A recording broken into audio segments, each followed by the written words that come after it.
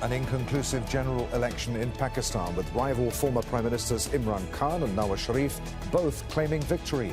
Horse trading between different parties will now follow on forming the next government. Who's likely to lead the country next? This is Inside Story.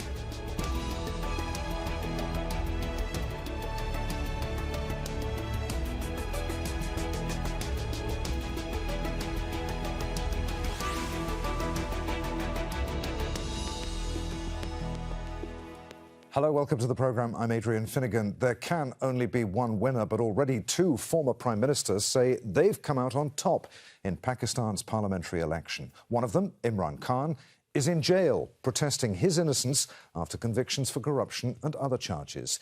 He and his Tehreek-e-Insaf or PTI party were barred from running, but independent candidates loyal to him won at least 100 of the 266 seats in the National Assembly. The Pakistan Muslim League Nawaz Party, led by Khan's main rival and three-time Prime Minister Nawaz Sharif, came next with 71 seats. Sharif says he's starting talks about forming a coalition. The Foreign Ministry has strongly rejected criticism of the vote by the US and EU, insisting that it was peaceful and successful. So, where does all this leave Pakistan? What next for its people and a country with serious economic difficulties as well as deep political divisions? We'll be asking our guests these questions and more in just a few moments. But first, a report from Imogen Kimber. Nawaz Sharif claims victory after Thursday's general election in Pakistan. Despite his PMLN party failing to win most seats in parliament. As we don't have enough of a majority to form a government on our own, we're going to invite allies to come and join us, and we'll form a coalition government. It's independent politicians affiliated with the jailed former Prime Minister Imran Khan who won the most seats. And they've declared victory too. Yesterday, you laid the foundation for Hakiki Azadi. Using artificial intelligence, Khan broadcast a message to his supporters from behind bars. Despite 2 years of injustice and atrocities, we have won the 2024 election with a 2/3 majority. Everyone has witnessed the power of your vote. Now, demonstrate the strength to protect your vote. The success of Khan's candidates comes despite him being jailed on corruption and other charges. He says they're politically motivated and fabricated by the Pakistani military leadership. His PTI party was barred from running, forcing candidates to stand as independents. Rallies and online events were banned, as was the PTI party symbol, creating particular difficulties for voters unable to read, who would normally use party logos to make their choice on the ballot paper. Party officials said the restrictions were directly targeted at supporters. We are in position to govern in at least 3 provinces, but the process of engineering is still going on, and their effort is to stop us from sharing in the government. As well as allegations of vote rigging and violence in the lead-up to the elections, there was a total mobile phone shutdown and an unexplained delay in the delivery of results. We were taken aback when the election results changed overnight. How did the table turn in favor of the PMLN, although the people had voted for Imran Khan? You must realize this was not an election, it was a selection. The PPP party of Bilawal Bhutto Zardari came in third. He's from a political dynasty. His mother, Benazir Bhutto, was Prime Minister before her assassination in 2007. His grandfather, Zulfikar Ali Bhutto, was President and Prime Minister and was executed in 1979 after the military seized power in a coup. No Prime Minister in Pakistan's 76-year history has finished a full term in office. The military has been and remains the most powerful political force in the country. Meanwhile, the people are facing increasing levels of unemployment, poverty and inflation, with the economy still reeling from the COVID pandemic and catastrophic floods. Imogen Kimber, Al Jazeera for Inside Story.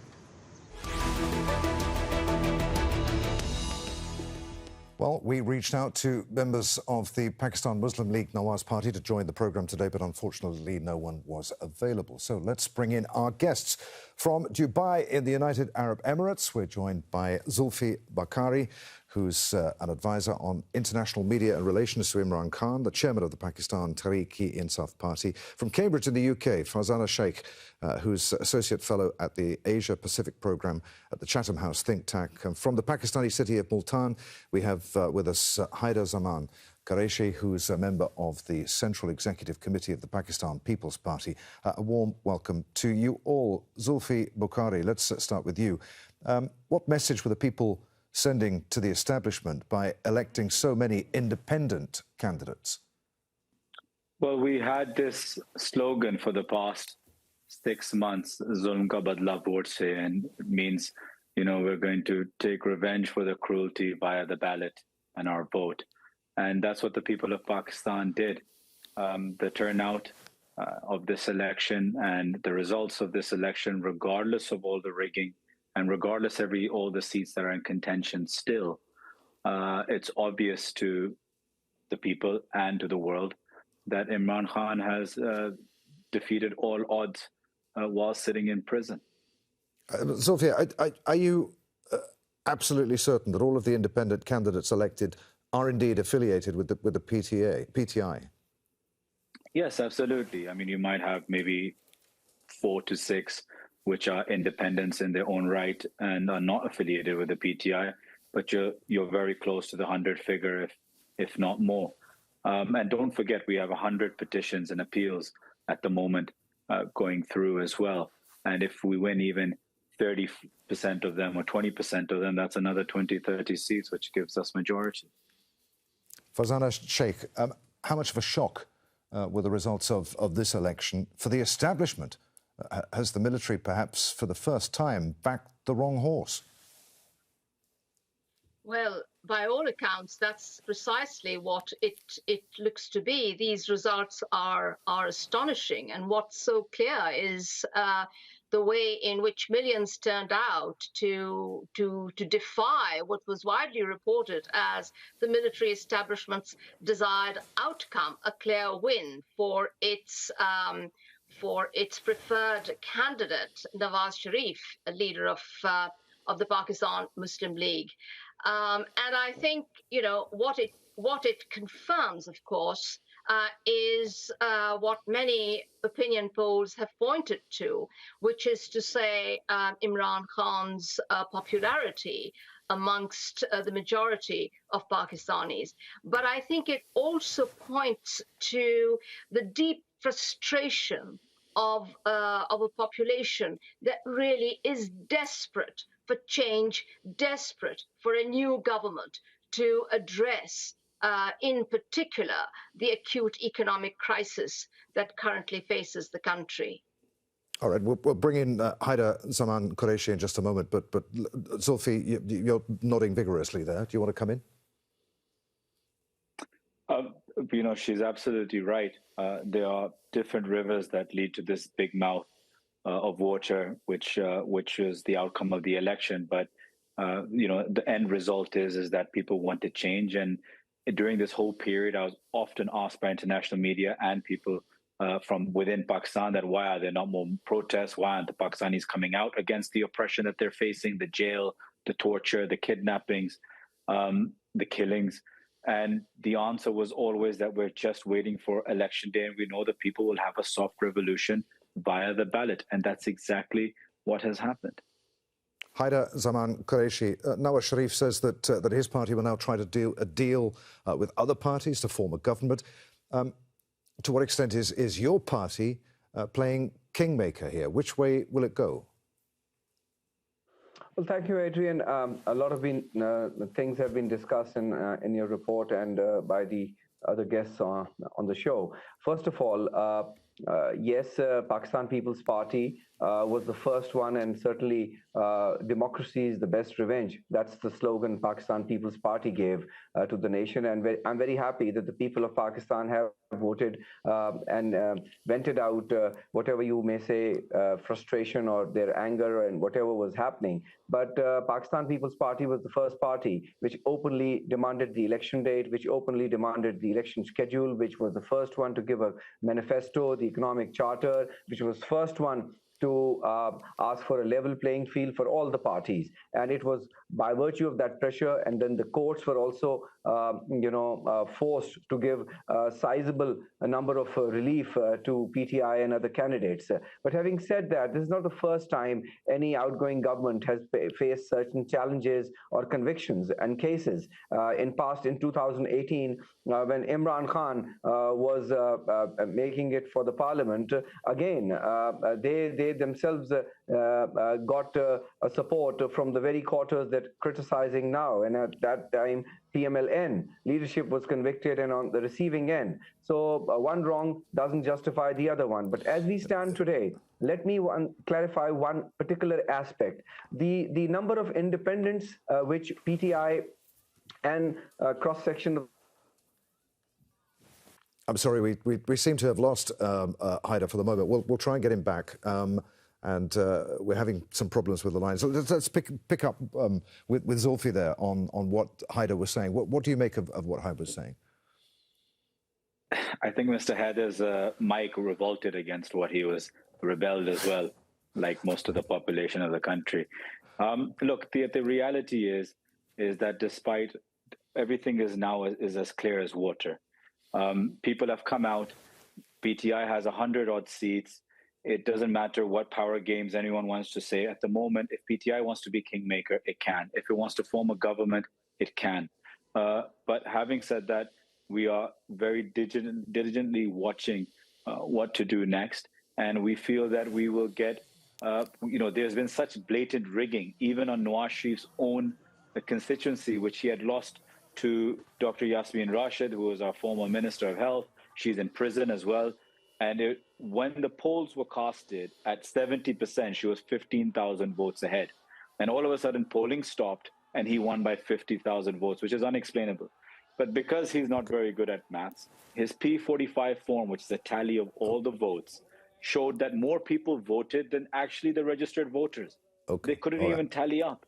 Okay. And it's all right. Go on. We have Haider back. Haider, you want to come in on that? No, Adrian, I didn't think the mic revolted, as Zulfi said. I think what your research team should do, and most of the PTI people should candidly admit, well, the PTI backed candidates are the ones who are awarded tickets by PTI official party, and there are more than 2 to 3 dozen candidates who have been elected independent on the National Assembly and in various provincial assemblies of Pakistan who were not PTI-backed candidates. In fact, they were truly independent candidates. And now they are saying they're all of the independents, and as it is being reported. I think that's a fallacy and that is a misstatement.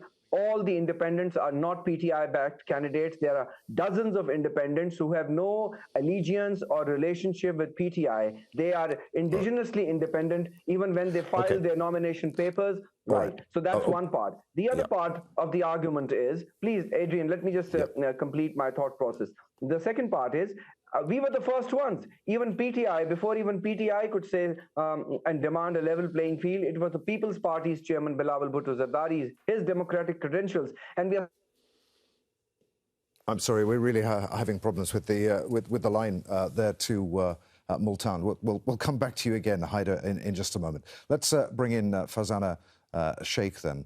All of these independents now, the 100 seats that the PTI is claiming were basically votes for them. How can independents form a government?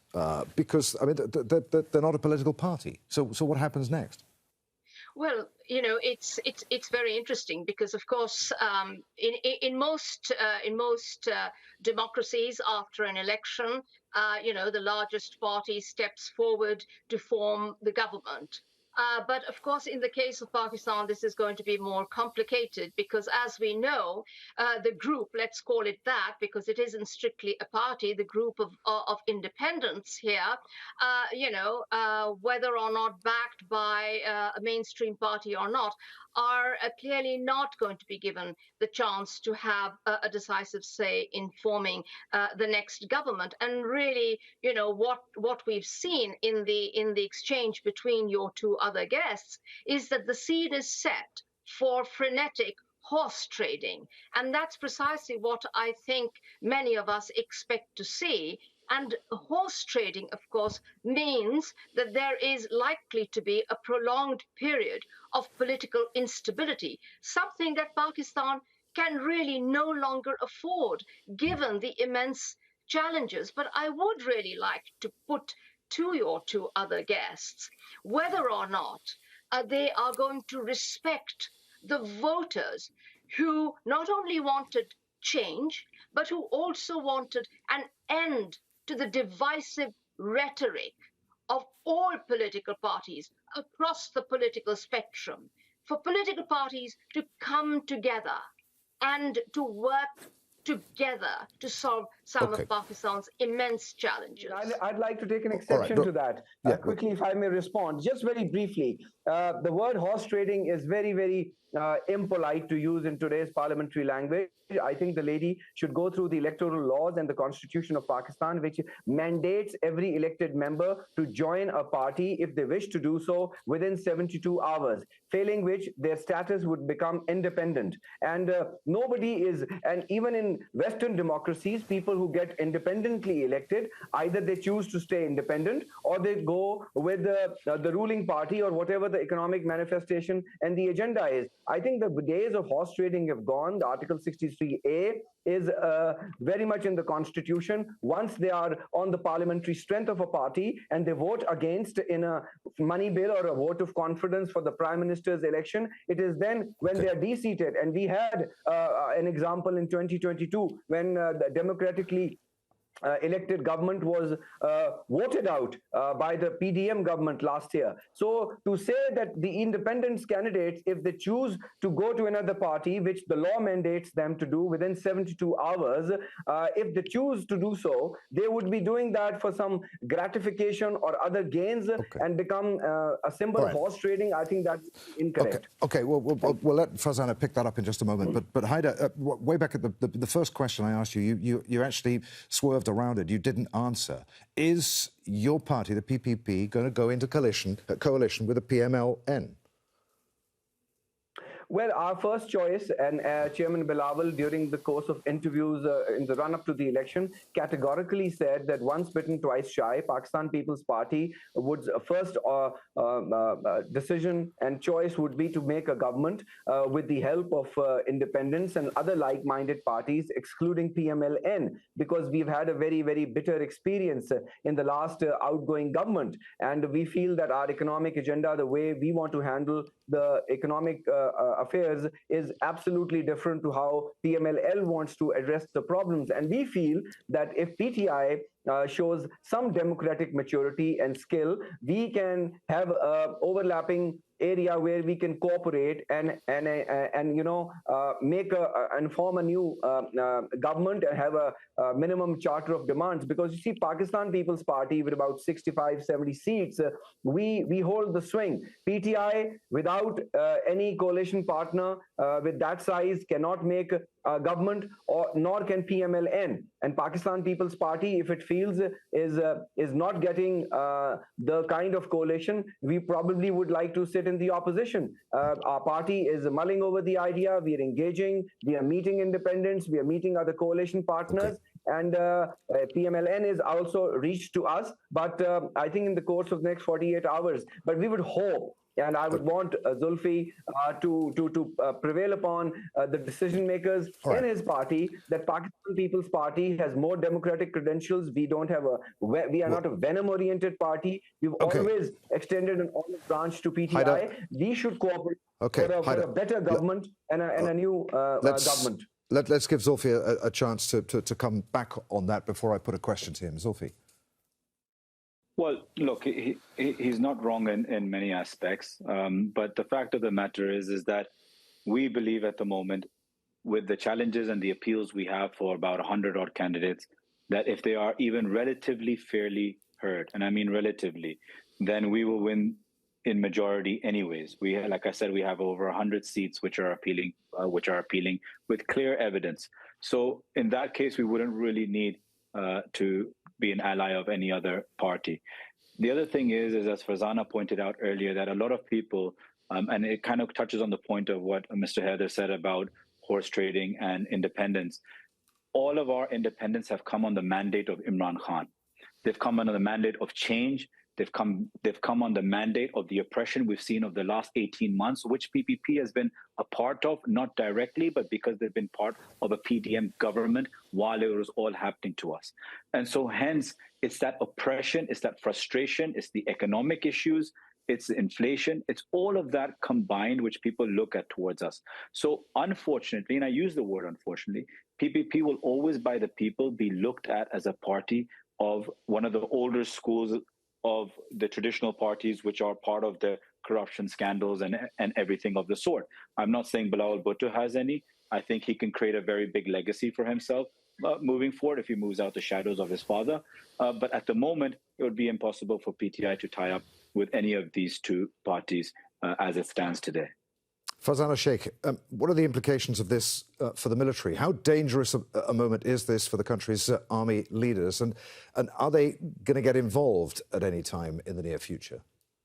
Well, I think, anyone who believes that the army is going to step back from interference in the political process is going to be disappointed. I don't think the military is quite ready yet to go back to the barracks.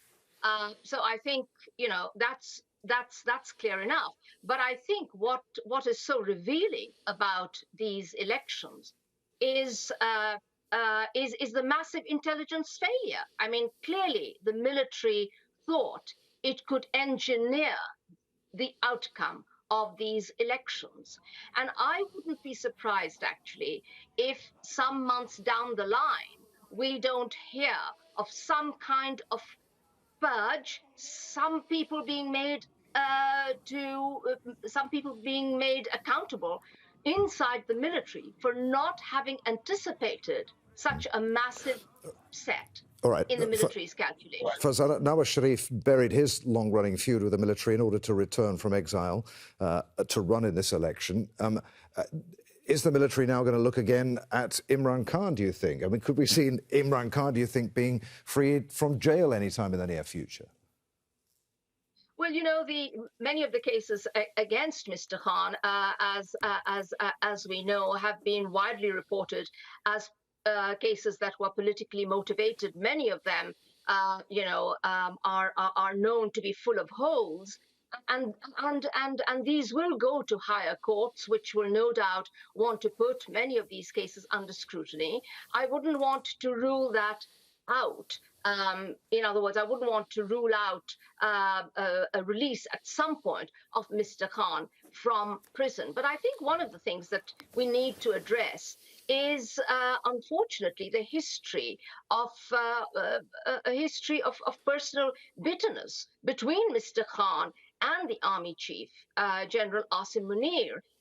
These are two figures whose dislike for one another, I think, is now pretty well established.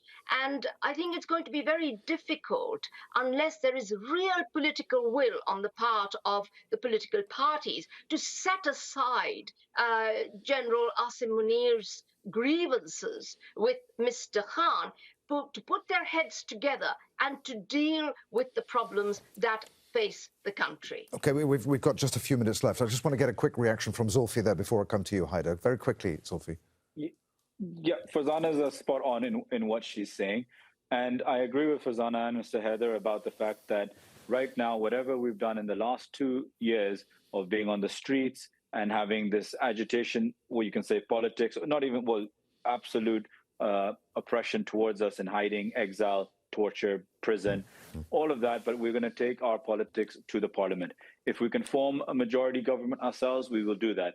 Otherwise, we will form the strongest opposition the country has ever seen, and we will sit in parliament and oppose politically as political parties do with one another.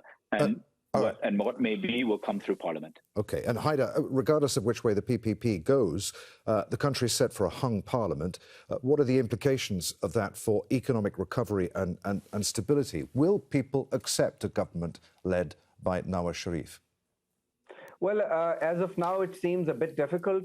They would probably accept us as the lesser evil, you see, because economic stability is tied up with political stability and political harmony. And going back to the point what Fazana said, I think one perspective she said, the other perspective is that seeing the anger and seeing the sentiment of the people of Pakistan, it is quite possible that this election was not maneuvered by the way the establishment is being blamed, or at least she's perceiving it that way. And a litmus test of that is that PTI-backed candidates are showing sizable number of results, and they have a claim, and legitimately so, maybe as a right of first refusal to make the government have an attempt at that. But Pakistan People's Party feels, and that's what we have campaigned, and our chairman Bilawal Bhutto has said time and again that PTI should join hands with Pakistan People's Party. They can have a try. If they can muster up the majority, we would accept that. We accepted him as the Prime Minister select even in the last parliament.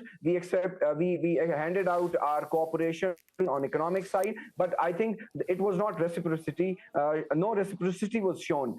Even today, we would want People's Party and PTI to work for better strengthening of the parliament. And it's great news coming from Zulfi that finally they've decided to come back to the parliament. They had half of Pakistan, they had representation, and they walked off, which was very sad for democracy and very not a good omen for PTI. I'm sorry, we're almost out of time. Let's give the final word to Fazana. After all we've discussed over the last 25 minutes or so, regardless of who wins, what are the chances of them seeing out a full term?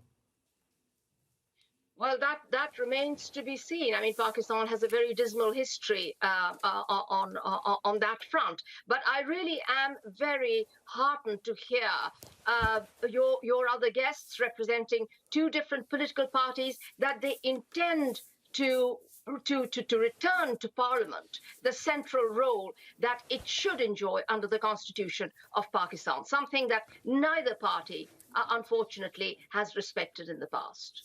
OK, there we must end it. Many thanks indeed. Zulfi Bukhari, Fazana Sheikh and Haida Zaman Qureshi for being with us today. As always, thank you for watching. You can see the programme again at any time by going to the website at aljazeera.com. For further discussion, you can join us on our Facebook page. You'll find that at facebook.com/AJ Inside Story. And, of course, you can join the conversation on X. Our handle there at AJ Inside Story. From me, Adrian Finnegan, and the team here. We'll see you again. Bye for now.